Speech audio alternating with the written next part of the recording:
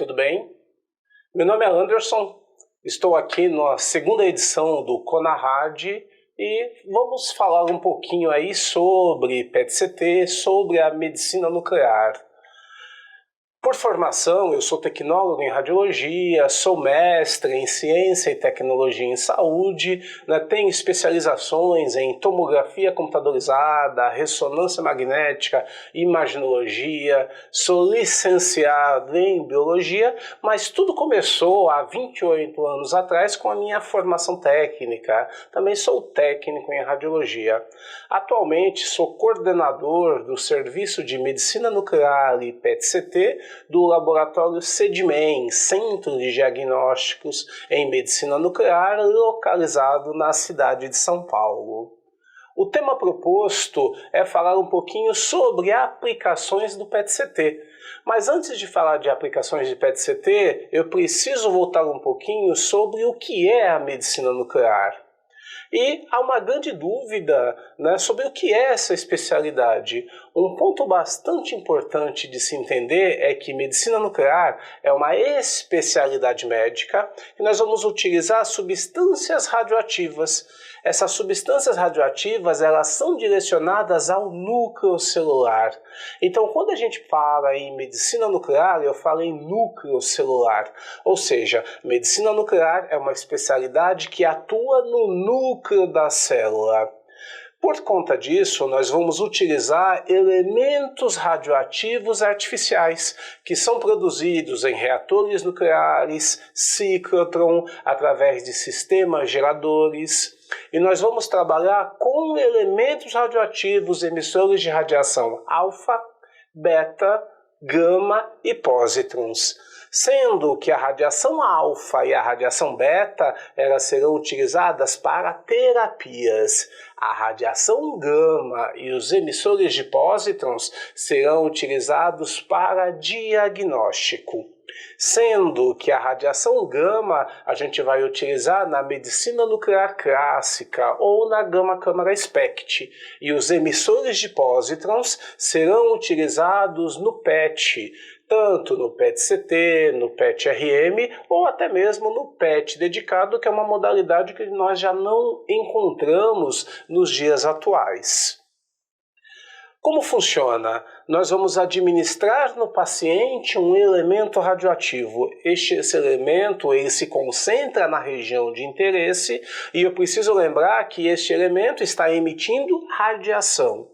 Depois de um determinado período, eu vou levar esse paciente ao meu equipamento que vai detectar esta radiação e produzir uma imagem. Este equipamento é o PET-CT ou, na medicina nuclear clássica, é a gama-câmara SPECT. O PET não é uma modalidade nova, ele surgiu em 1970. Possibilitava uma aquisição volumétrica. Este foi um grande diferencial, não só do PET, mas da tomografia em si, porque a partir do momento que eu tenho uma aquisição volumétrica, é possível fazer a reconstrução de imagens em cortes. Então eu consigo fazer uma imagem em um corte seccional, seja ele axial, sagital, coronal, cortes oblíquos. E para que a gente consiga realizar o estudo PET, obrigatoriamente eu preciso de um elemento radioativo emissor de pósitrons. Este pósitron ele é administrado no paciente por via endovenosa e aí entra um ponto bastante importante que a gente precisa entender. Eu administro no paciente um pósitron. No nosso corpo, nós temos elétrons. A partir do momento que o pósitron entra em contato com o elétron, ocorre algo que nós chamamos de efeito de aniquilação, que vai resultar na destruição do par pósitron-elétron. Só que é possível percebermos que neste momento dessa aniquilação ocorre a liberação de energia, porque eu preciso lembrar que o pósitron tem energia, o elétron no nosso corpo também tem energia. Então nessa aniquilação vai resultar na liberação de 2 fótons de energia de 511 kV ou 0,511 MeV. A grande particularidade aqui é que estes fótons eles terão um único sentido, porém direções opostas. E o meu equipamento ele precisa detectar isso em coincidência. Ele precisa detectar aproximadamente no mesmo momento esses 2 fótons para que ele consiga determinar aonde aconteceu essa aniquilação. Então o que acontece? Houve uma aniquilação. Essa aniquilação resultou na liberação de 2 fótons, num único sentido, porém em direções opostas. O meu equipamento precisa detectar em coincidência. Só que o que acontece? Não é uma única aniquilação que acontece, várias aniquilações ao mesmo tempo. Então, por exemplo, aconteceu uma segunda aniquilação. Eu preciso detectá-la em coincidência. Aconteceu uma terceira aniquilação. Eu preciso detectá-la em coincidência. Uma quarta em coincidência. Então, eu preciso fazer com que o meu equipamento detecte todas essas aniquilações. Então, se a gente utilizar um equipamento de medicina nuclear clássica, uma gama-câmara, isso não é possível. Por quê? Eu preciso fazer com que ocorra a movimentação do meu conjunto de detectores. E a cada vez que eu faço uma movimentação, eu pego uma aniquilação, mas perco as seguintes. Então eu vou perdendo estatística, eu vou perdendo uma resolução da minha imagem. Agora, se o meu equipamento ele já não tiver mais esse formato de 2 detectores, e sim um formato circular, agora em forma de anel, dessa forma eu consigo detectar simultaneamente todas as aniquilações. Ou seja, agora eu tenho bastante dados e sem perda de informação. Então, a partir deste momento, o meu equipamento agora ele é muito parecido com o tomógrafo, onde ele tem um sistema, né, de detecção de imagem, né, simultânea, sem perder informação. Bom, o primeiro equipamento que surgiu em PET, ele era um PET dedicado. Então ele só adquiria imagens, né, provenientes dos emissores de pósitrons.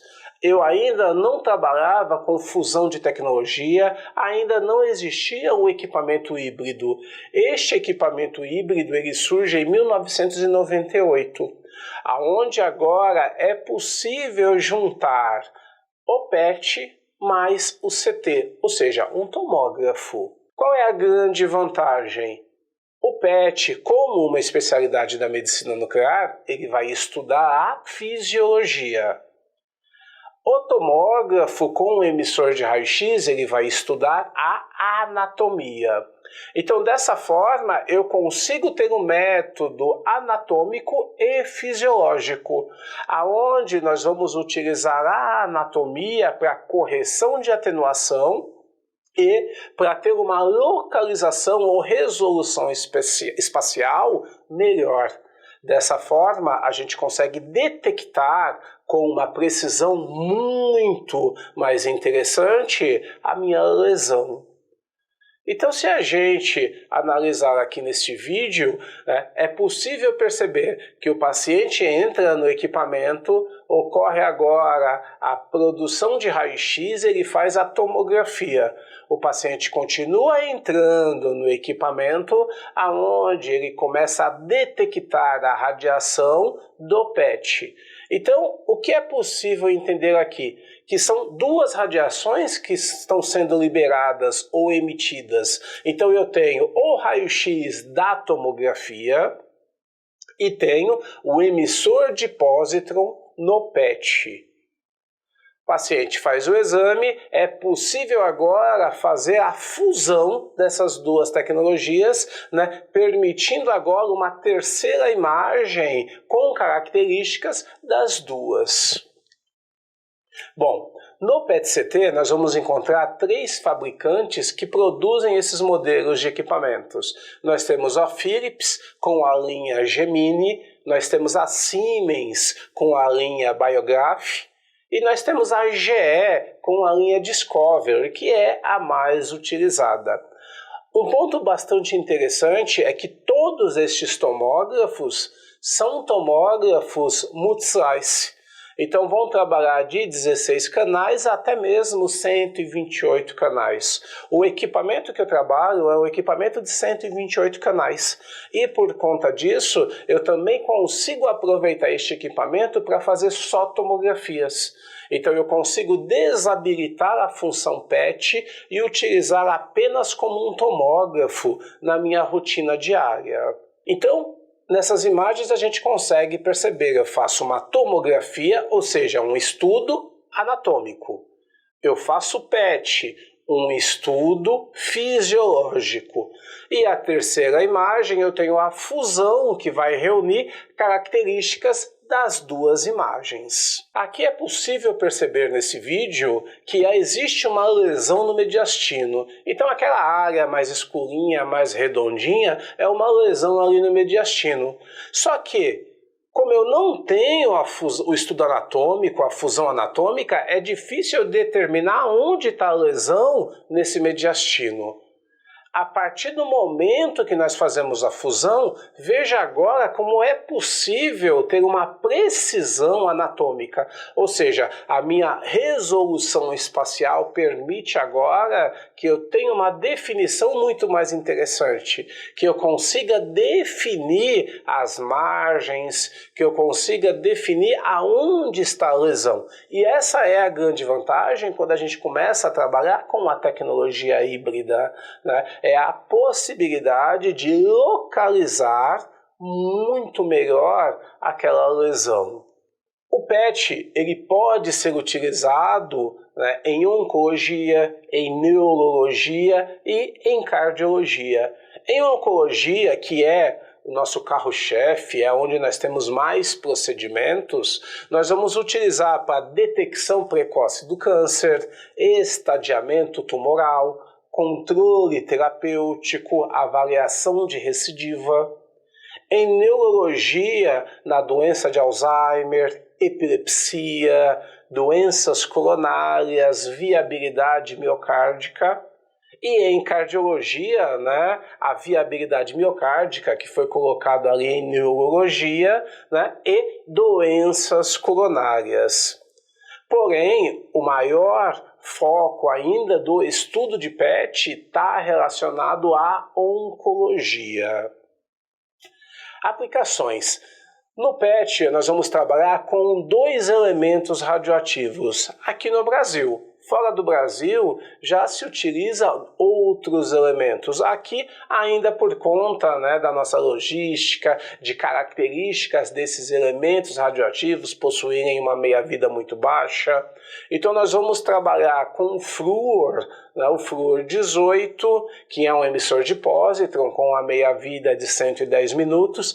Esse flúor ele é marcado com glicose, onde nós vamos encontrar a fluordesoxiglicose, que vai ser muito utilizado aí e certamente é o fármaco, né, associado a um isótopo ou radiofármaco mais utilizado nas aplicações em PET-CT.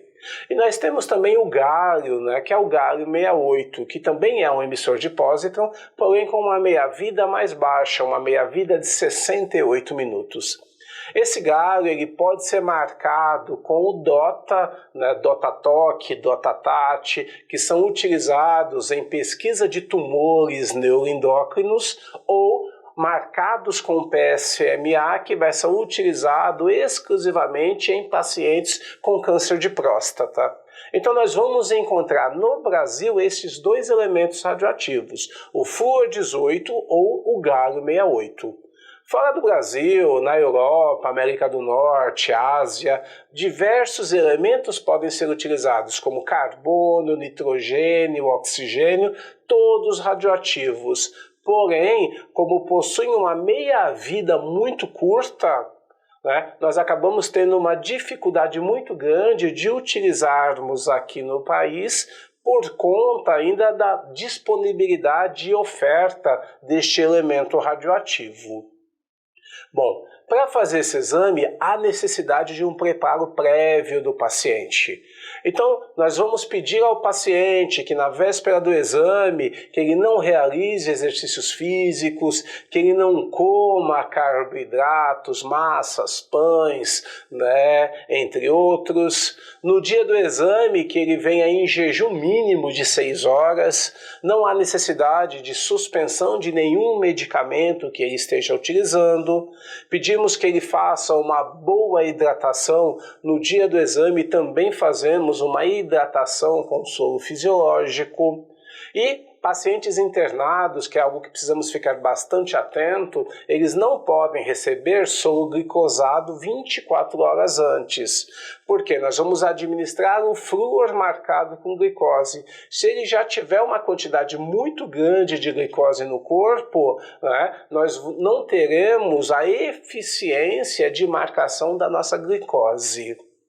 E para pacientes que vão realizar o exame com flúor, nós pedimos um teste de glicemia antes. Pacientes com uma glicemia de até 200, nós conseguimos fazer o exame tranquilamente. Acima disso, há necessidade de baixar essa glicose, para que a gente não tenha artefato na imagem.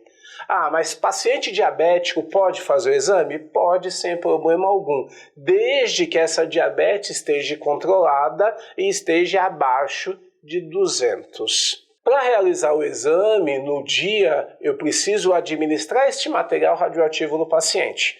Então eu vou administrar, se eu estiver utilizando galho, a dose é de 0,05 mg por quilo.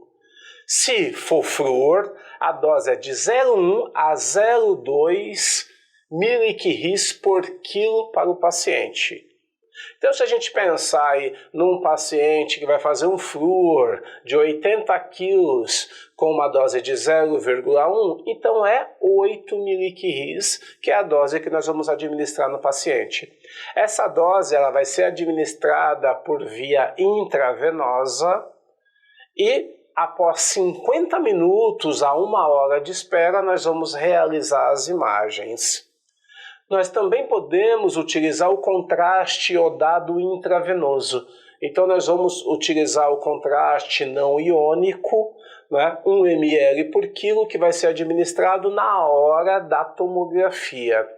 Lógico que levando em consideração, né, toda a anamnese do paciente, verificar se ele tem risco de alergia, né, se ele pode realmente tomar esse medicamento, os índices de creatinina, tudo isso serão levados em consideração para a gente realizar o exame. E dentro da sala de exame, nós damos 360 ml de água com gás para o paciente, para que ocorra uma dilatação do estômago, dilatação das alças, onde é possível, né, verificar as paredes com maior propriedade. O paciente será posicionado em decúbito dorsal, com os membros superiores abduzidos. Podemos fazer também com os membros aduzidos, porém aumenta, né, os artefatos da minha imagem. E quando é corpo inteiro, nós acabamos fazendo realmente, né, com os membros aduzidos. Nós começamos fazendo uma tomografia. Então nós vamos fazer uma tomografia, né, até a raiz da coxa, do topo da cabeça à raiz da coxa, quando, né, a indicação não for melanoma ou tumores ósseos. Quando é tumores ósseos, né, metástases ou melanoma, nós fazemos todo o corpo do paciente. Mas o protocolo padrão, topo da cabeça, raiz da coxa, com uma espessura de 3,75 milímetros e um incremento, né, de 3,27. O contraste nós fazemos ali em fase de equilíbrio, então de 80, né, a 90 segundos após a injeção. Terminei de fazer a tomografia, automaticamente eu já começo a fazer o PET. Então eu vou fazer uma aquisição de corpo inteiro, né, até a raiz da coxa ou, né, até os pés, levando em consideração a indicação do exame, com um bed de 2,30 minutos. O que é esse bed? Cada bed é um bloco de aquisição. Geralmente, num exame normal, né, num exame comum, nós fazemos em torno de 8 blocos, ou seja, 8 beds, onde o equipamento ele para 2,30 minutos, fica só detectando radiação, anda mais 2,30, detectando radiação até terminar o exame. Num bloco aí de 8 beds, a gente vai levar em torno de 20 minutos de exame. Fiz o PET, né? Fiz aquela tomografia do início, eu termino o exame fazendo uma tomografia de tórax. Né? Faço uma tomografia de tórax com inspiração e com uma reconstrução de alta resolução. Essa tomografia vai ser muito importante para a avaliação de nódulos pulmonares, linfonodos mediastinais. Então é uma aquisição bastante importante. Dessa forma eu vou fazer tomografia até a raiz da coxa, PET até a raiz da coxa. Aqui eu tenho a fusão das minhas imagens. Terminei esse PET-CT, eu vou fazer uma tomografia simples, tá? Com inspiração e reconstrução em alta resolução.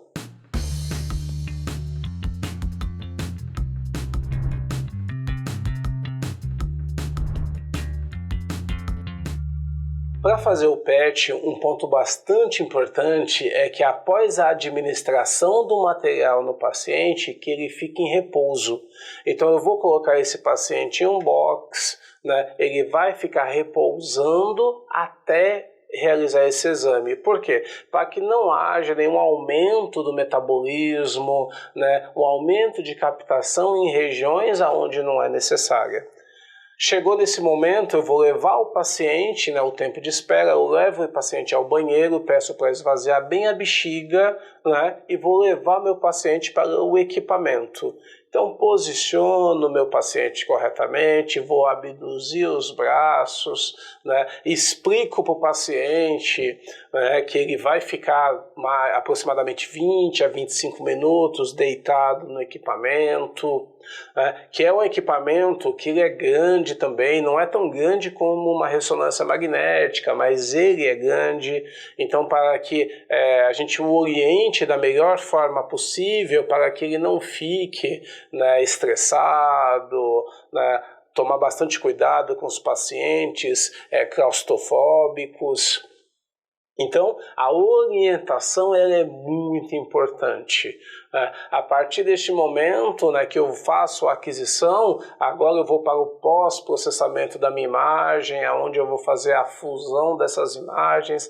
Lembrando que nos equipamentos atuais, todos esses processos de fusão eles são automáticos. Então, o processo é muito tranquilo. Se a gente analisar, né, eu vou reconstruir agora as minhas imagens. Então eu vejo em axial, coronal, sagital. Sempre essas imagens elas serão reconstruídas nos 3 eixos. E vou reconstruir ela só a tomografia, só o PET, né, com a fusão de imagem. Se a gente avaliar esse vídeo, então a gente percebe aqui que eu tenho uma reconstrução, né, só os meus cortes axiais da tomografia, seguido pelos cortes axiais do PET. Então eu faço, né, esses cortes. E terceiro, eu tenho a fusão dos 2 métodos. Então ali eu tenho a tomografia, eu tenho o PET, né, com uma imagem de altíssima qualidade. Então a gente consegue perceber que é um método extremamente importante, é um método que traz um diagnóstico aí com uma qualidade acima da média. Essa é a apresentação final do meu exame, onde eu tenho a tomografia, eu tenho o PET. tenho fusão, possibilidade, né, de apresentar nos mais variados cortes, seja axial, seja sagital, seja coronal. As imagens elas serão todas, né, armazenadas em uma mídia, seja um CD ou um DVD, porque a gente precisa lembrar que muitas imagens elas são produzidas. Se a gente avaliar agora, né, nesse cine, então fica bastante interessante a gente perceber a importância da fusão. Então aqui eu tenho fusão em axial, eu tenho fusão em sagital e fusão em coronal. Então a gente consegue perceber o aumento de captação, né, na região de linfonodos do abdômen. A captação no cérebro é comum, né, por conta do alto metabolismo e alta taxa de glicose. A concentração no coração também é normal, concentração em rins, bexigas, porque o material é excretado através das vias urinárias. Então eu preciso também ficar atento, né, a essas características.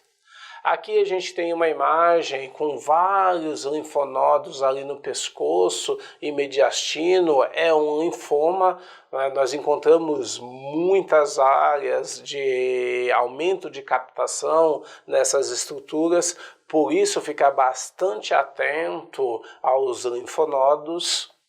Esta imagem ela tem um aumento maior ainda, né, na captação cervical, na captação mediastinal. Se a gente avaliar na fusão de imagem, fica muito nítido esse aumento de captação. Aqui na região do intestino do paciente também é possível avaliar o aumento de captação na região abdominal. E quando a gente faz a fusão, isso fica muito nítido. E para finalizar, essa imagem é uma imagem que a gente percebe que existe uma baixa qualidade, né? Neste caso, o paciente não fez o preparo adequado, né? O paciente que se alimentou antes de realizar o exame. Então o que acontece? Ele aumenta demais o metabolismo e eu não tenho uma captação ideal da minha glicose na região de interesse. Nesses casos, há necessidade de reconvocar o paciente para que ele faça o preparo adequado. Bom, o PET-CT hoje é uma modalidade, né, de excelência diagnóstica. É uma modalidade que vem sendo bastante utilizada, ela vem sendo bastante difundida pela sua importância no diagnóstico, porque ela vai ser utilizada no diagnóstico, também vai ser utilizada no planejamento da radioterapia por conta da definição deste tumor. Espero que você tenha gostado dessa aula e que acompanhe, né, todo o trabalho desenvolvido aí no EAD Plus. Muito obrigado.